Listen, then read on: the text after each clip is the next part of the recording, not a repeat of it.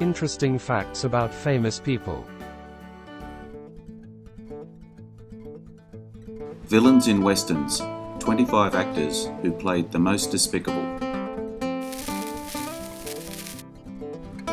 After posting a couple of videos on villains in Westerns, I thought it was time to upgrade and follow up today. A memorable villain can elevate a good Western to classic status, and a normal one to something special. The following actors, leading or supporting cast, have made the most of their roles by portraying some of the most interesting and meanest villains that ever jangled their spurs in the Old West. If you take a liking to this video, take a peek at my channel for more. The link is in the description. Let me know your thoughts in the comments.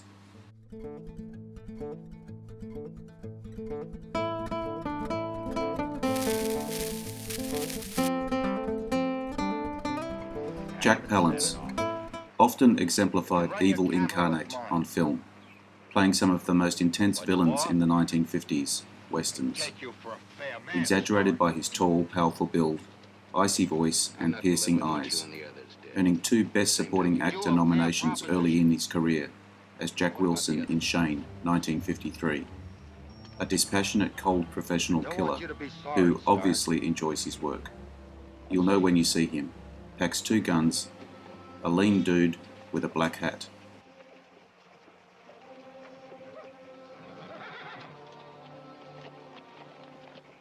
What do you make of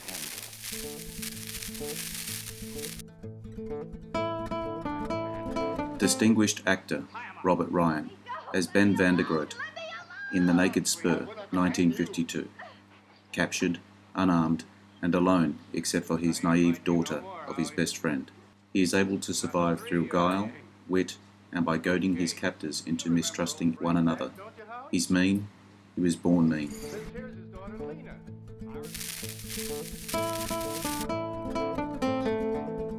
There'll be no trouble. Robert Mitchum, a leading man of impressive ability who hides his talents beneath an air of disinterest.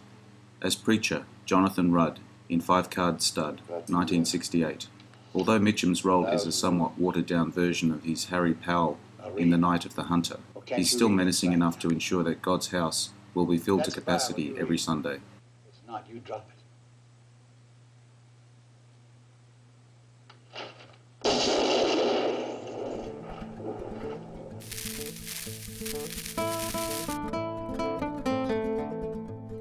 John McIntyre, possessing the requisite grit, craggy features and crusty, steel-eyed countenance to make for one of television and film's most durable supporting players of Western settings.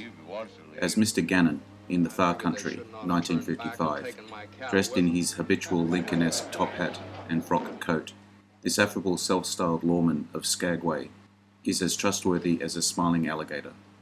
Were you thinking of using that? No, I was just showing your deputy where to find it.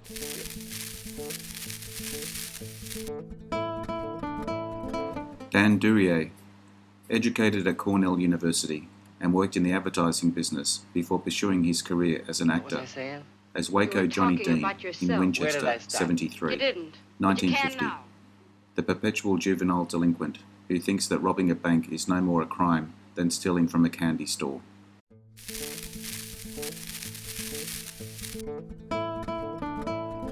Richard Boone, born in Los Angeles, California, quote, "You have to use the power you acquire to protect the integrity of what you're doing, and to do that, you have to be prepared to go all the way. If you have the strength to do that, you're in pretty good shape." As Frank Usher in The Tall T, 1957, the worst kind of criminal, a cultured man whose intelligence has made him contemptuous of humanity, but who will use it and later ruthlessly discard.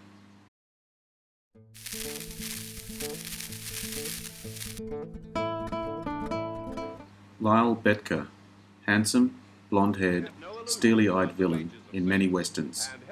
He was never the grizzled outlaw, covered in trail dust. He was the immaculately looking, respectable, but two-faced dandy in a silk vest, often puffing suavely on a cheroot, whose ashes he contemptuously flicks, as Decker in Destry, 1955. Smooth-talking, gravel-voiced scoundrel who owns the local saloon and has most of the politicians who runs the town in his vest pocket.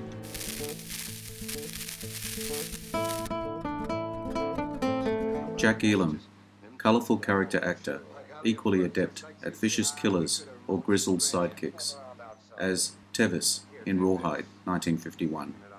Elam played a not-too-bright, somewhat deranged, woman-hungry, escaped ex-con who partners with a vicious gang of stage robbers. With his trademark bulging eyes, the left one unmoving, and haunting expression, he has never been spookier.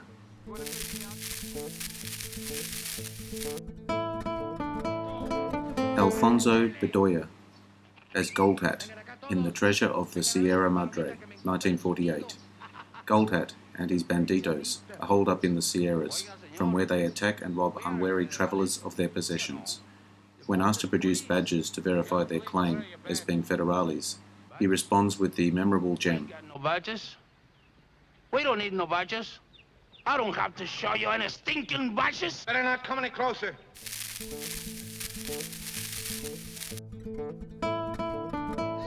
Jane Darwell as Ma Greer in the Oxbow Incident, 1943. Good grief, a pre-feminist woman who not only rides with the lynch mob, but helps lead it. Quote, "I've played Henry Fonda's mother so often that whenever we run into each other, I call him son and he calls me Ma, just to save time." And you, Jenny Greer, a woman, to lend yourself to this. Good luck to us. How come you're so sure, Tetley? Pancho saw them. He was coming back from... Grant Williams as Chet Swan in Red Sundown, 1955. A young, cocky gun for hire whose smile oozes confidence in his own abilities, but his eyes betray a certain mental instability. His character raises this ordinary, cliche-ridden movie to above average.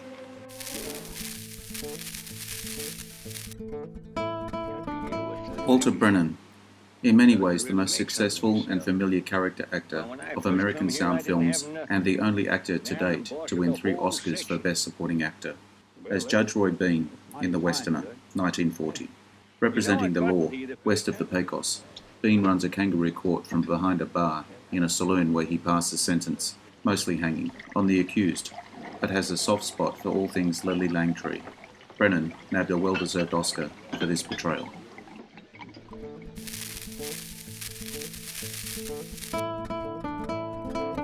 Barbara Stanwyck. Stanwyck is remembered primarily as the matriarch of the family known as the Barclays on the TV western The Big Valley, 1965, as Martha Wilkerson in The Violent Men, 1955. A heartless, selfish woman played by Stanwyck as only she knows how.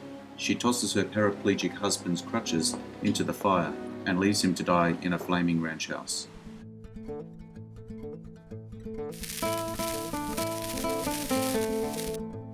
Donald Pleasance had the necessary physical attributes which make a great screen villain.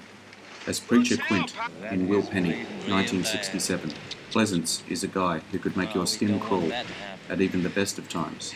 Here, he is one of the most dastardly villains ever to grace the screen. He is mean, unkind, and slightly insane.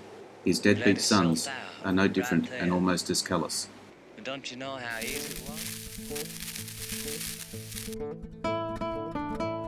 Lee Van Cleef, one of the great movie villains, as Angel Eyes, in The Good, the Bad, and the Ugly, 1965. Angel Eyes is not so different from other villains Van Cleef has played, but here he is much more sharply developed, calmly self-assured, murderous, sadistic, traitorous, and remorseless.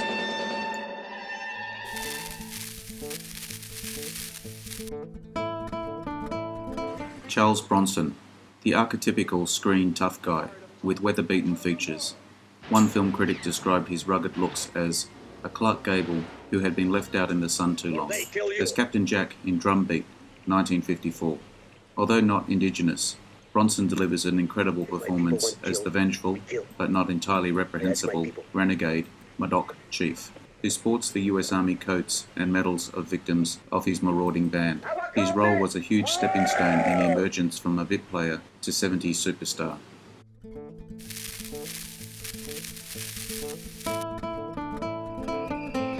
Henry Fonda as Frank in Once Upon a Time in the West, 1968. It is shocking to see Fonda completely abandon his redoubtable socially conscious image and play one of the coldest villains in screen history, a man able to kill without blinking an eye. He gives you the creeps with just one gaze at the camera, and his every sentence leaves the bitter taste of malfeasance.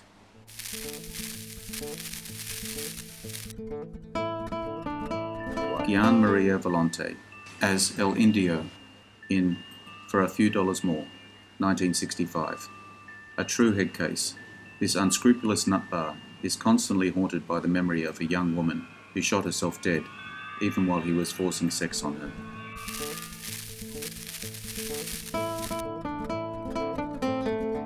Gene Hackman as Little Big Daggett in Unforgiven, 1992. Sheriff Little Billy has a peculiar sense of justice. He overlooks the mutilation of a prostitute, yet takes sadistic pleasure in humiliating and torturing anyone he mistrusts or disagrees with, all the while abetted by numerous armed deputies to ensure the odds are in his favour. Hackman won an Oscar for his performance.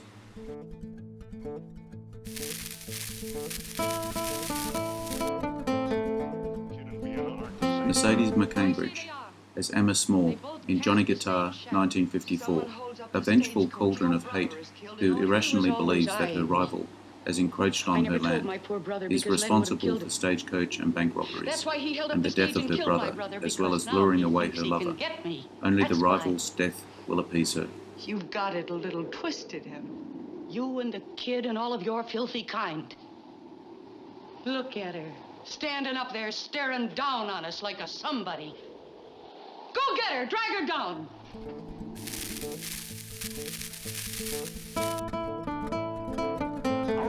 Lee Marvin as Liberty Valance in The Man Who Shot Liberty Valance, 1962. The town bully, as noted for his flamboyant dress, white shirts, black pants, decorated black vest, and silver-handled whip, as he is for his thuggery. Marvin made the most of a relatively small part. You pick it up. And the man who shot him was justifiably destined.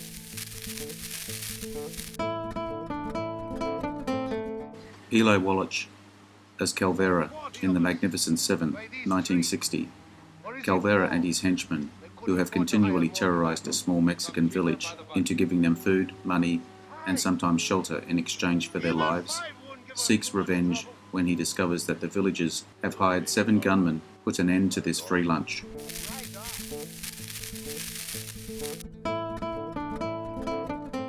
Walter Matthau as Stan Bodine in The Kentuckian, 1955. This malevolent local businessman is the town bully, whose skill with the bullwhip is unmatched. When he is showing off, he uses it to douse candle flames. When he is angry, he can and will thrash a man to make his point.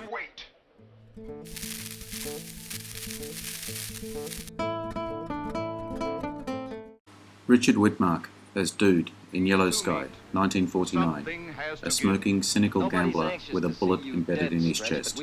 He tags along with a group of bank robbers until they come across a cache of gold, after which he succumbs to greed and becomes homicidal. Nothing new here, but Widmark turns in an effective performance, one he would emulate 5 years later in Broken Lance.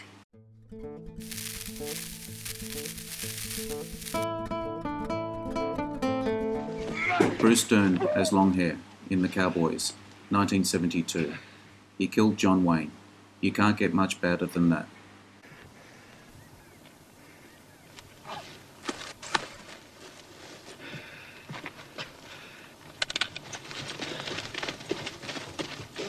You're miserable. Hello to any new viewers on my channel. Thanks for your time today. I hope you enjoyed this video. I appreciate your likes and subscribers. Don't forget to hit the notification button to get my new videos. Share with your friends. Drop me your comments. Bye for now. See you again soon. Interesting facts about famous people.